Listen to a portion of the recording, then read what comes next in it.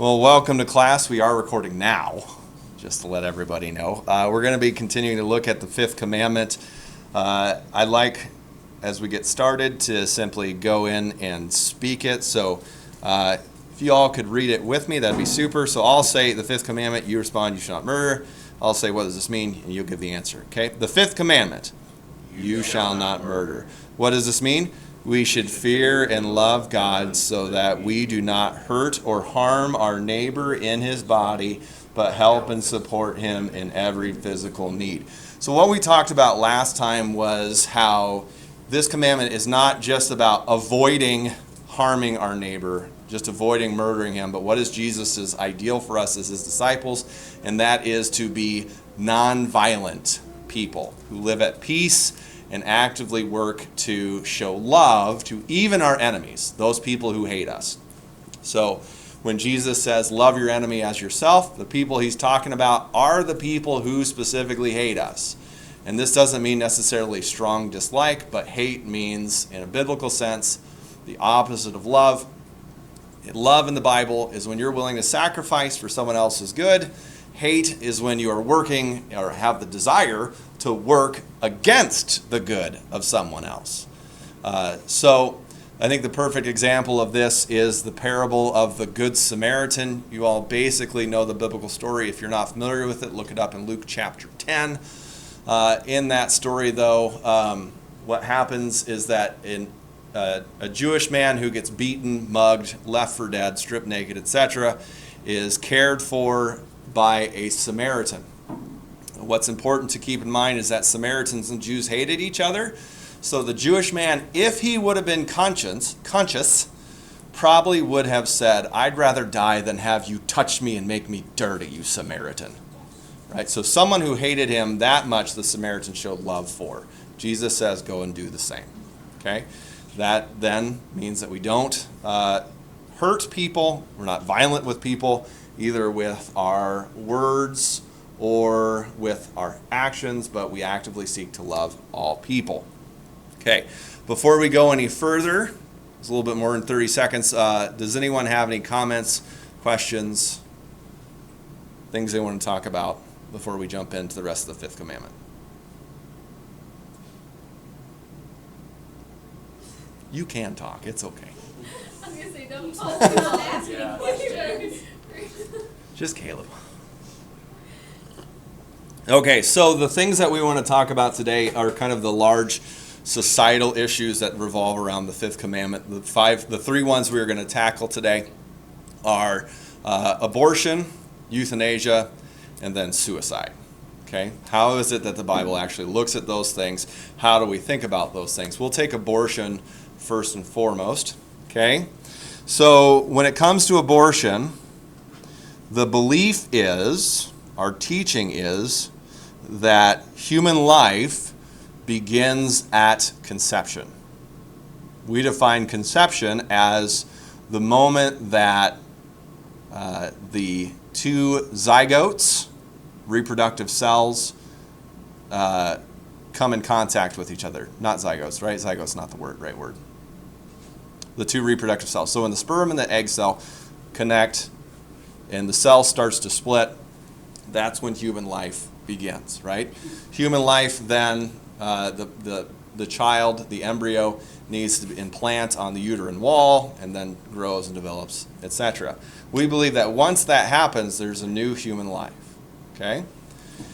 And therefore, we treat that human life in the same way that we should be treating all other human lives, namely showing them mercy, love, and kindness. Abortion is the purposeful ending of that child's life.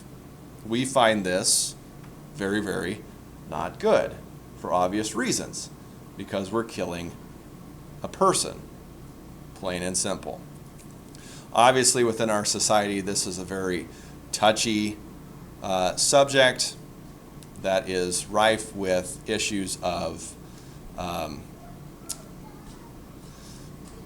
reproductive rights, as they say, and as far as I have reasoned it out so far, I think from a certain perspective, and I disagree with this perspective, that if you believe the purpose of America is to ensure personal liberties, abortion is the natural kind of end game for American freedom.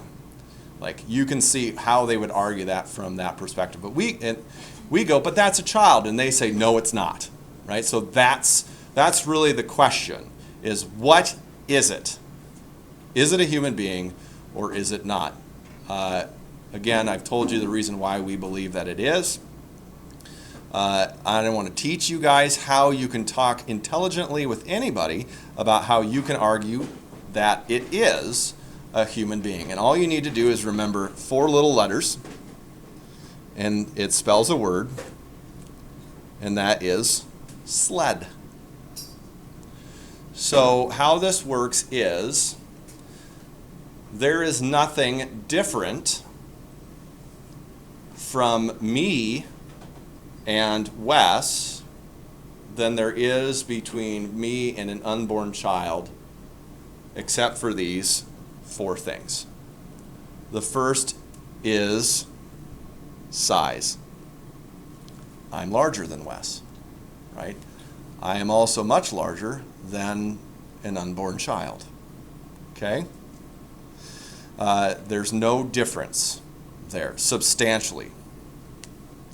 The other one, the L, is level of development. So I am more developed than Wes, just as I am more developed, and just as Wes is more developed than an unborn child, right? I'm physically mature. Both Wes and the child are not.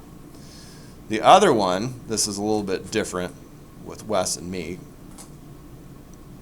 is environment. Well, we might even say this way. Wes lives 2 miles out of town, 1.5 miles out of town. I live right here. Wes goes to the preschool, right, the daycare. I do not go there on a routine basis for care and that sort of thing, right? So my environment is different than Wes's. That doesn't make him any less of a human being, right? And that's kind of the question you want to answer. Doesn't make him any less than a human being than me. Same way for a child, because the unborn child's environment is the womb. Okay? And then the final one is dependence. I am not dependent upon my parents anymore, really, for anything. I love them, but we're at that point where they're starting to depend upon me for things. Wes is incredibly dependent upon his parents yet. An unborn child is 100% dependent upon their parents. But again, what I want to say is, because there's a different level of dependence does not make Wes any less of a human being than me. So it also follows that a child unborn in the womb is not any less of a child than I am, right? So there's a name for this. It's called trotting out the toddler. And I just did that in front of you, where you always come back to the question of what is it that you're ending? What is it that you're killing with an abortion? And if you believe that you're killing nothing, then do it. But I would say the burden of proof is on them to prove that it's not. Because if it might be a human child, if it might be a human being, you probably shouldn't say, well, it might not be, and just go full bore. Okay?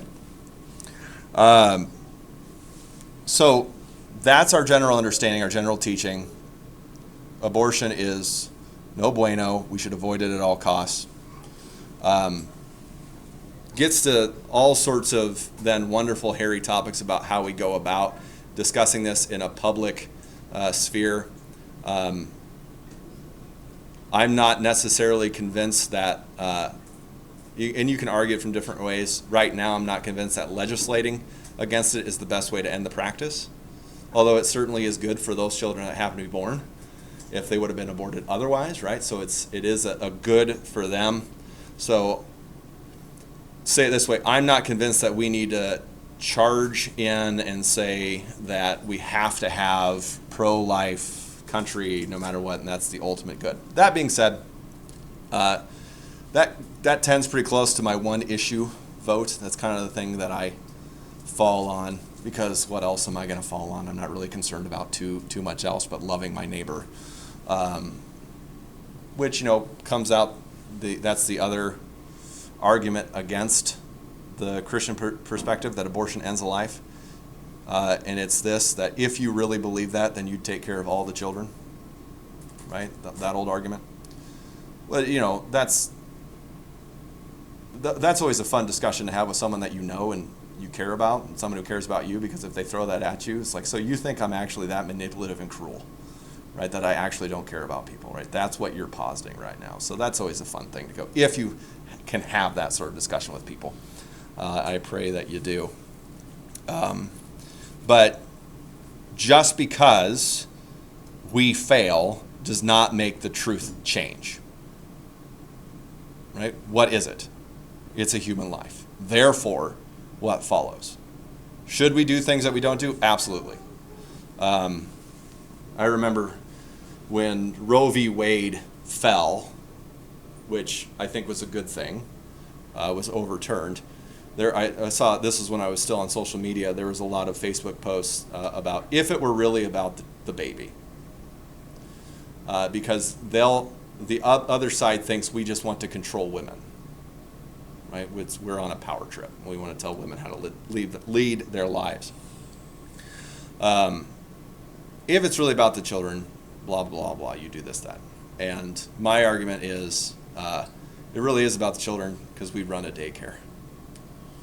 Right? We don't do that because it's cost effective and easy. It's not a big money maker for us. We consistently go in the hole because of that thing, right? And the school. And that's okay, right? Because we think it's worth it, because showing care and love to little children is like really important to us. Right? That's why we run a food pantry, so that people with little children and people who don't have little children can get food. So,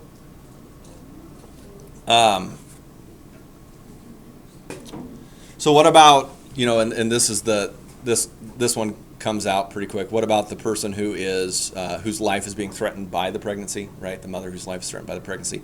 That does happen on rare occasions. A couple years ago, I had a pro-life nurse who sat in this class just for a review, and I was very thankful for her because she helped me think through this. That there is a difference between a planned premature delivery and a planned abortion. So, among pro-life doctors, if the child is threatening the mother's life, their goal is to keep the child in the womb as long as humanly possible, and then do a premature delivery and then let it go from there. Okay? That's different than saying, oh, the baby's threatening your life, let's end the pregnancy. Not to say that that's ever an easy decision or anything like that. But again, what are you killing? Is it ever right to kill one human being to save another? I don't know. Go ahead. I do think it's also, first do no harm, and the idea that what are you actively doing? Mm-hmm. I mean, I think we've had a discussion before, just in terms of like ethical theory. Do the ends justify the means, No, or is the never. action itself the moral question? Right. And so, yeah, do you, the old trolley example, do you keep the train on the tracks knowing that's going to kill somebody, or do you, change the track and kill someone else instead? Mm-hmm. Well, now you're taking an action against someone. So, Right. Yeah, and I think that's explained well. That trying to save both, rather than intentionally killing a child. Mm-hmm. I think that should be what we strive for. We'll touch when it comes to things like Down syndrome and abortion when we talk about euthanasia. So we'll put a pin in that. One last thing I want to say about abortion before we move on, right? And I hope I'm not being too crass, moving too fast through this, because I know it is an issue that lots of people have a problem with. And I also am very aware that a good chunk of women within the church have undergone an abortion. Right? Sometimes the way that we approach abortion within the church, it can kind of sound like it is the unforgivable sin. and it is not. It is a sin, and all sins are forgiven by the blood of Jesus Christ, and that needs to be proclaimed. That needs to be pronounced, because a lot of people who undergo, a lot of women, not people, because it's just women who undergo abortions, sorry, transgenderism community, a lot of women who undergo abortions suffer from an incredible amount of pain, emotional pain. And if the church shames people who have had an abortion, then we do them a disservice, because we are no longer able to share with them the love and the forgiveness and the peace that can come from God through Christ Jesus. So we always got to say that as a blanket statement. Forgiveness is there. We'll talk about this with confession and absolution. There is no sin that anyone could confess to me that I would go, "You're a horrible human being, get out of my office, God hates you." Okay? And I will not, under any circumstances, tell anybody about the sin that you confess to me as well. I did not know that, because when we had her, and we had her at emergency, but for multiple reasons, but I did not even know that even there, which is, like a Christian hospital, that... Catholic. Yeah, they Catholic hospital. They get some things right. But, I mean, yeah, we went there, and so if the baby, they call, because of course everybody knows my water ruptured at 27 weeks with her, and they said she is past the point of viability, so we will try to save her, but like this is what you're looking at, worst case scenario, she'll have a brain bleed, she may not have, basically, if she survives, she's going to be a vegetable. Obviously she's not. Yeah. But I did not know that if a baby is born before 24 weeks, that they will not even try to save the baby. I didn't know that either. That's They- not true. Girlfriend? No, that's what. Maybe that's at what they Mercy? said. No, everywhere. That's not true, because my aunt, or not my aunt, my cousin had twins at like 18, 20 weeks, and they tried to save both of them. They lost one, but the other one. Oh, they did. Yeah. Well, because that's what when we had her, the nurses that told us when we had her, the nurses said that, and because and I didn't know that happens a lot. Premature birth happens a lot with twins, and I didn't know that either. They run out of room. But they told me that if she was born, and there were a couple people in, like the NICU and stuff, because we were there for 3 months, that they had their babies, and they were born before 24 weeks, and all they did was they went ahead, and had the delivery, but then they just laid them on the parent's chest until they died. They didn't even So try that sounds like they didn't even try to save the baby. That's why it really pays to figure that stuff out about the hospital ahead of time and take your services elsewhere, your money elsewhere, if they're not going to be in line with your philosophy and view. We thought, well, it is a Catholic hospital, but it's better than COPS, because COPS is no religious affiliation. Yeah. So, Regardless of the religious affiliation, you got to understand. You got to always go with: are they going to hold on to the views that we hold, or are they going to at least respect them? that's what I was like. Yeah. At least try to save Yep. the baby. So I'll agree with Allison. I think that's if that's what the nurses said, they're wrong. Plain and simple. I think if you, That really part of scared it is us. probably fighting for it too. Mhm. If you were said no, this baby, I want this baby to get more care, or whatever. Yeah. If you fight for that, I think you're gonna have a different outcome. There's always the full-on one-off, and they can't talk to you about what goes on with it. But one of the guys that I work with, bless his soul, he and his wife just went through it a month ago. The baby was born and the heart was 22% formed. That was it. Yeah. There was no fixing it. That the engine doesn't work, it's not going to run. They got 16 hours of that, which I would have taken the 16 hours of that versus. Yeah. Well, go rip it open and make its life completely miserable, and it's going to die anyways. Was that, or I'm glad them that. knowing that the heart was not going to make it outside of someone very long and getting pregnant before? Yes, and they knew it wasn't. They Right. had told her well before that Yeah. this is what you're going to get. And I'm glad that you said it, because I was like, that really scared us. Yeah. With her, because, she's But, because we were like, really, we just were really surprised, Mercy saying that, because we're like, that's the whole reason we went here, was because we thought you were about the sanctity of life. And the cool thing is that technology is getting ever more advanced with each passing day of how we're able to save the lives of premature babies. So it's getting better and better and better. Is this for 9/9? Okay, so any other questions, discussions about abortion? I like the simplicity of it. I feel like a lot of times in abortion arguments, it can really get into the weeds of all these really specific cases of what if this, what if that, and it's like, okay, but what's the foundation of what we're doing here? Yeah. What's the intent? Yeah. What are you killing? And that, I have heard, like, well, you should adopt, like, if you can't, like, if you're anti-abortion, then you should adopt, like, all the kids, because then you can't say, Right, I'm and okay with it. that's a logical fallacy, right? We're talking about the truth of an issue, not not my performance, It's just not, right? like, nobody can do that. Right. It's just not possible. Right. If that's true, like PETA people should adopt every animal, Yeah.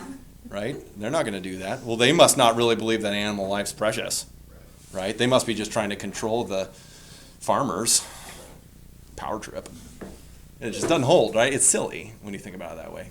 Well, another one though is, well, you can't have an opinion on it because you're not a woman. And I say, well, do you think that the Holocaust was bad? Well, yeah, of course. Well, you're not a Jew, right? It's like, okay, well, you know. Until you talk to someone who is, like, I'm sorry. Can I get you a cup of coffee? Like I think that's the only thing you can say after that. If this is something that you're passionate about and like the simplicity of the argument, it's kind of carried out in a book form. I don't remember who wrote it. I have it in my office. It's called The Unaborted Socrates. Phenomenal book for thinking through this issue. Okay, so we're going to move on to euthanasia. This is one of those things that I didn't think I'd actually have to deal with it very much when I first became a pastor, but within the time, my 12 years of being a pastor, it's roared back into the life of America. And of course, when I talk about euthanasia, it's always good to spell, right? So, euthanasia, right? It's not you. Right. That's what I like. I remember talking about this when I was maybe in 6th grade with my religion teacher. And he kept talking about euthanasia, and that's what I heard, right? Youth in Asia. I'm like, what's wrong with those kids in Japan? Why are they so bad? Why do we have to stand against them? I don't see what the issue is. So euthanasia is it's a Greek phrase. EU, when you put that onto something, it means good. And then thanasia is related to the Greek word for death. So euthanasia is the practice of good death. With the idea is that if you are sick, injured, if your life is no longer worth living, they would say, then you can practice euthanasia. Usually they call this like doctor-assisted suicide, that sort of thing, physician-assisted death, where you take a cocktail of drugs and it ends your life. This was parodied quite wonderful in the show Futurama, if you've ever seen that, with the suicide booths that you can go and drop a quarter in and then the booth will kill you. So euthanasia, right? So this is one of those things where I actually had to really think about why it is that Christians argue against this, because like it's their own life, right? Why can't they have the freedom to end their own life if, for instance, they're not Christian and they don't have any moral problems with it, right? Why don't we just get off our high horse, let people do what they want? If someone wants to die, let them die. And let them do so in a safe way while they still have their dignity. So after a lot of thinking, this is what I've come to, is this, that euthanasia is wrong because it says a couple of things. First, we'll say it this way. Life only has value if a couple things are able to be true. The first is relatively pain-free. Okay? That is to say your life has value if you're not in constant pain. Right? The next one would be if your life has dignity. That's kind of a moving target. Okay? But most people would say losing control of your bladder and bowels, that would be a loss of dignity. Right? For a grown person, for that to happen to you. And the third is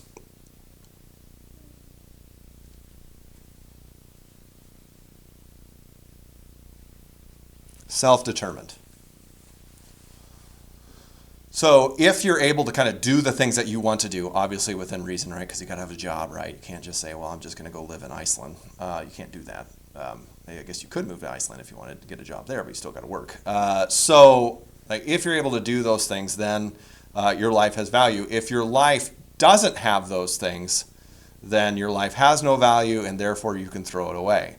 So the issue that Christians have with euthanasia is that it says that life has value, and life's value itself is contingent upon certain factors. The Christian view is that life has value because it's life. Period. And that's a fundamentally different approach to how you think about life. Right? So, I mean, there's nothing that Christians can do to stop someone from going to a doctor if it's legal to ending their life. But what it does is it says something very, very, very bad about the value of life. If we start living in a society where we start teaching ourselves and our children that life only has value if it meets certain characteristics, then that person's life becomes inevitably in jeopardy, because it doesn't take much for us to add more things to these, or more reasons why we might end someone's life, or they might end their own life. And here's the really scary thing. It's a very small jump to say, this is true of my life, therefore it is true of all life, therefore it is also true of your life, who isn't me. And you might think to yourself, well, that's a slippery slope, right? That's a logical fallacy. You can't say that that's going to happen, except that it happens historically over and over and over and over again. The case is, right now, there is a genocide being committed against children with Down syndrome. If it's detected before the womb, there's an 80% chance that the parents will abort the child with Down syndrome in America. I think it's Iceland has, and they're touting this as a good thing, has eliminated Down syndrome because there's a near 100% abortion rate for kids detected with Down syndrome. Right? Think about that. That's like saying we've eliminated nearsightedness by killing all the people with glasses. Right? It's not good. But they're not preventing it from still happening. They're just killing. Preach it, sister. Yeah. Yeah.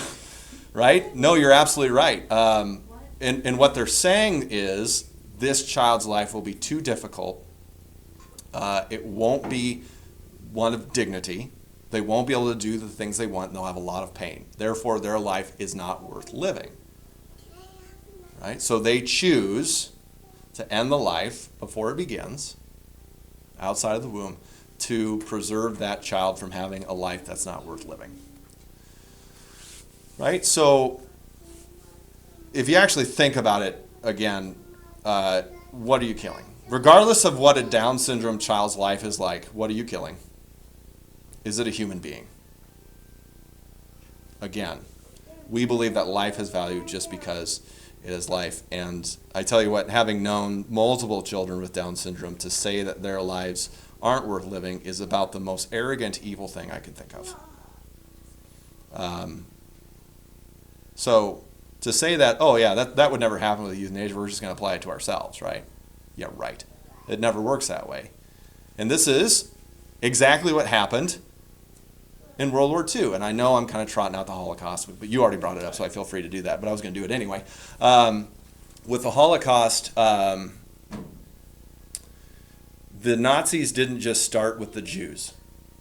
They started with the mentally handicapped and the elderly.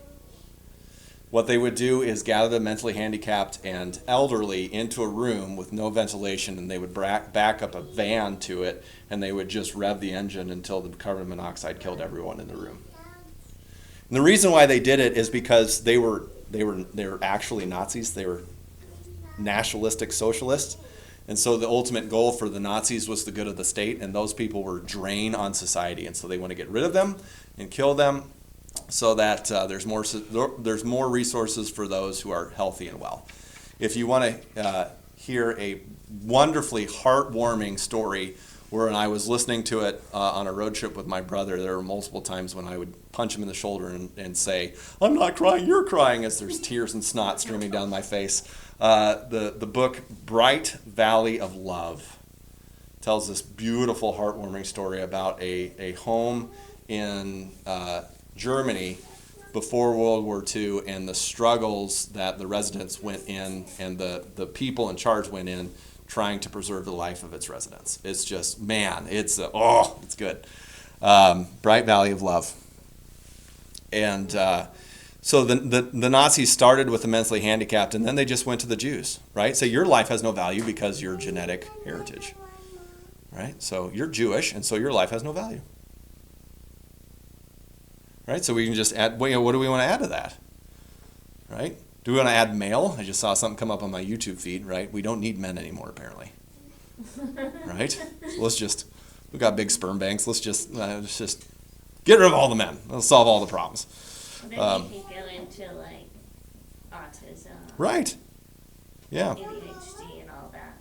Sure, there's challenges, but I wouldn't say that those challenges make your life not worth living. Right. And the question is, does life have value? And why does life have value? Because it's life. Just period. And that has to be our answer to this when we talk about this with other people. Even if it means suffering. Because as I talked about in the sermon, if we make it our goal to avoid suffering, we limit ourselves from being able to see how God can work through suffering to bring about beautiful, wonderful things. And people with special needs give us a wonderful opportunity to show the love of Christ to the least of these in ways that we might not be able to do otherwise. Plus, if you have a child with special needs, they will teach you patience like nobody's business. They'll break you until you learn patience. And then they'll break you some more. But that's part of it. Okay, real quick, we got any questions on euthanasia? Have you heard of that roller coaster? That you can go on a roller coaster That kills you at the end? that kills you. That's Yeah. not real, is What? it? I saw it on Facebook. Oh, so it's got to be real. Okay. I was just curious where the jump came from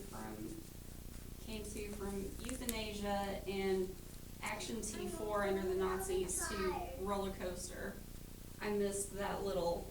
Because at the end of That the... roller coaster that kills in your- you. Yeah. Nobody's known for their roller coasters more Do than not the ride on your Nazis were. track. They had incredible roller coasters. Fact check, false. Yeah, it's just. They did like meth, It- but they it's didn't like actually roller coasters. in Asia. Yeah? And Right. So Canada is really big on this, and we just got to be careful. And this kind of touches with suicide. This is kind of be a good inroad to suicide.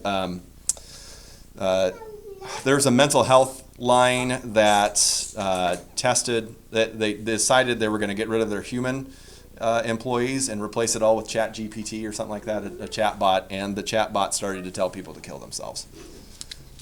So it's like, yeah, that's not good. So when we actually start looking at the end of life as a viable solution to our problems, then we've got serious problems as a society. When they caught it, they're like, whoa, we got to get the humans back. Oh, we fired them all. On the medical side, and on suicide and euthanasia, I don't know if you've ever seen the movie Gleason before, but he goes through, I think it was Lou Gehrig's. Yeah. And they talk about he loses all muscle control, and you get to a crossroads that they have to make a choice, Mm-hmm. where your lungs and heart will give out, Mm-hmm. or you can take the right turn where they're going to plug you into everything and you become R2D2 for the rest of your life. That'll be your eyes move and nothing Yeah. else, but you have a choice. Yep. That's part of the suicide kind of discussion. You shouldn't Right? know Uh, where the jump is. Life is precious. Life has value. But we also have to come to terms with life will not last forever. Just because we can keep a person alive doesn't mean we necessarily should keep a person alive. But he had, you're sitting in the chair and you have the choice. What is the right choice? Because that's what I walked out of it thinking was. Yeah. I know how I would choose. I would choose death. Because I trust that there's something much greater that I'm looking forward to. And I know that whatever medical interventions they're going to be able to do for me is not going to actually give me my purpose in life is to love my neighbor, to take care of my children, right? Take care of my wife, to love them. If medical interventions aren't going to be able to allow me to do that to some capacity, then it's okay for my life to end because I trust that this life is not all there is. You Right? don't There's think- something way greater, and I trust that God's going to be able to take care of my children without me there. And I'm not actually going to miss anything. I'm not going to miss out on anything because I'm going to have eternity with my children and my wife. Not married to my wife, but You don't think God would be mad at you for No. choosing to end your own life? I wouldn't be ending my life. I'd be letting my disease take its course. Oh, so you're not, you're not. There's a talking big about- distinction there, right? Between actively, like what he said, Oh, yeah. actively doing something versus letting something happen. Okay, so like so like that's the difference between like the DNRs Mhm. and, so like when people sign a DNR, they're not really doing euthanasia, they're No. just, They're just- saying, I don't want medical intervention. They're just coming to terms with their own mortality, which is something that we need to do because in America, I'm reading a book right now by Atul Gawande, fantastic book. It's called On Being Mortal or Being Mortal, and it's all about how we Americans are very bad at facing the end of our lives, and we spend 90% of our medical costs in the last 10% of our life with zero increase to the quality of our life. We can't. And he's like, yeah, and he's an atheist, and he's like, yeah, we need to just come to terms with the fact that we're mortal and we're going to die, and this is the natural result of it, of With being medical alive. technology at my high level of income, I don't know why I can't live to at least 400 years old. Just chop your head off and You freeze ever it. seen Ricky Bobby? Yeah, that's right. I have. It's been a long time though. Like, what are you?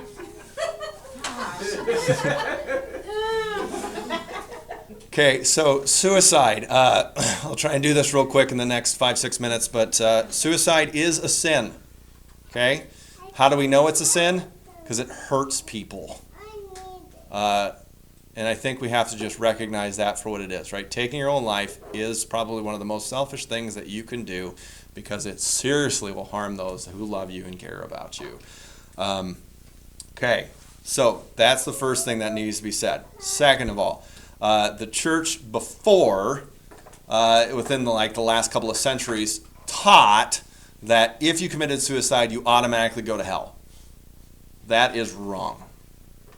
The reason why they taught that is because they said, well, the only reason someone could commit suicide is because they've despaired of God and faith and they have no hope, so they just end their life. So because they have no faith, they're going to hell, is what they would say. And we can say they have no faith because they killed themselves. That is a woefully inept explanation of, and they didn't know any better, what we know now, things like mental illness. Right? Someone who is very depressed will convince themselves that their lives are useless and that all of their family will be better off without them. And they actually convince themselves of that because they're sick. Their brains aren't working like they should. So, if someone commits suicide, do they go to heaven or hell? I'm not the judge, but when I had the opportunity, and I pray I never have to do it again, of preaching a suicide at the funeral of someone who committed suicide, I went off of their previous confession of faith. They were Christian. They came to church. They confessed that they believed in Jesus, that he rose from the dead. They fell away from the church, but that was because they decided to deal with their mental illness secretly. And it just got worse and worse and worse until they eventually took their own life. God is not so capricious that he's going to send someone to hell because they're sick.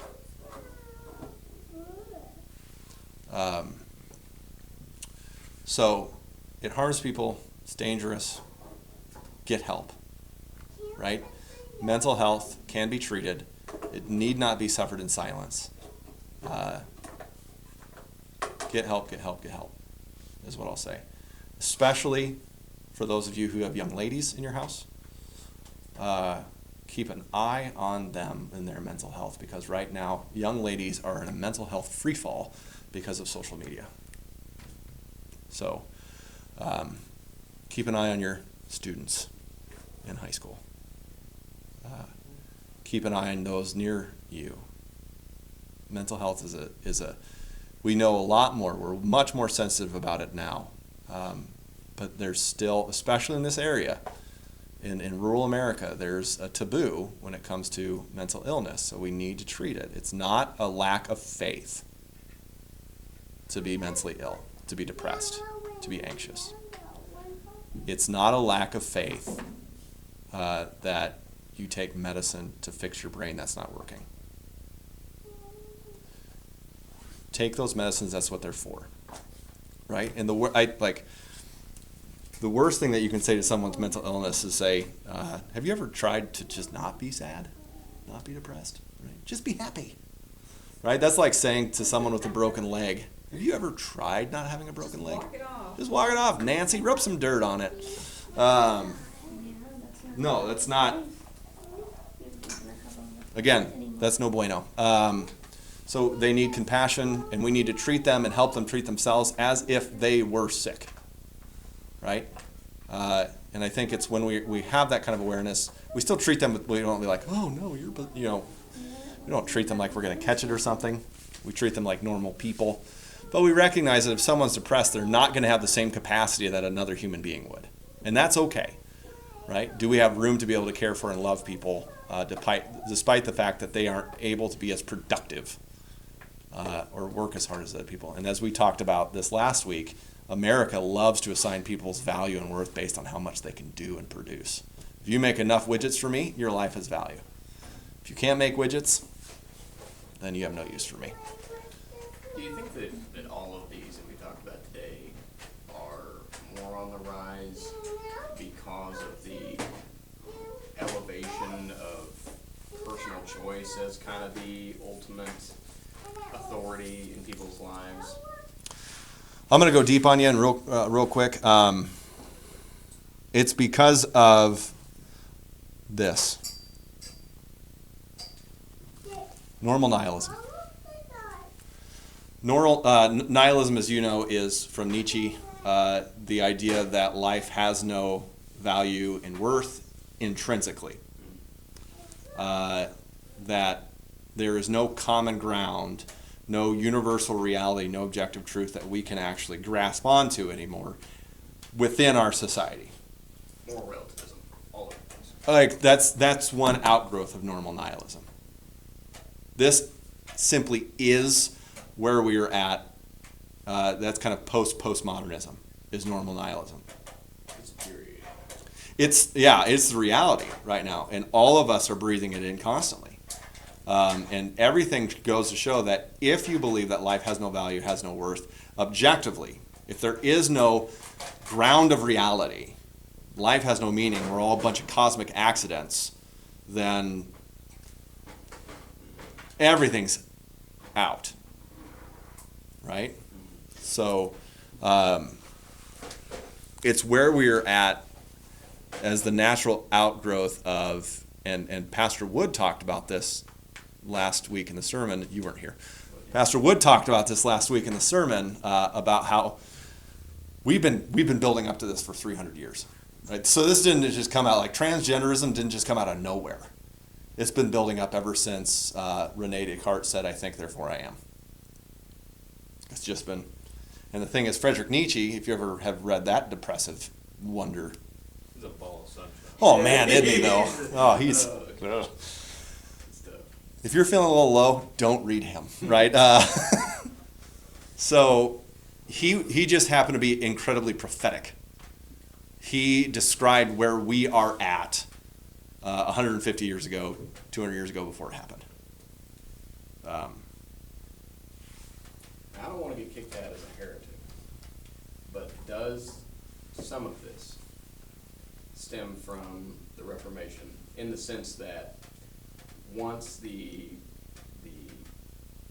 Christendom of all authority sort of being in the Pope, Yep. and people saying, actually, it's not with the Pope, is there confusion that stemmed off of that saying, well, then who is the authority, if not the Pope, someone we can see? Right.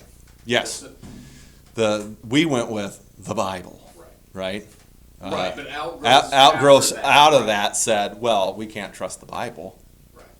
Right. Right, it sort of started the option of, Yes. well, if we don't have to say that the Pope is the authority, then who's the authority? And they kind Right. of, Turns out human beings desperately need someone to tell them what's what reality is, and we are very bad at trying to find it ourselves.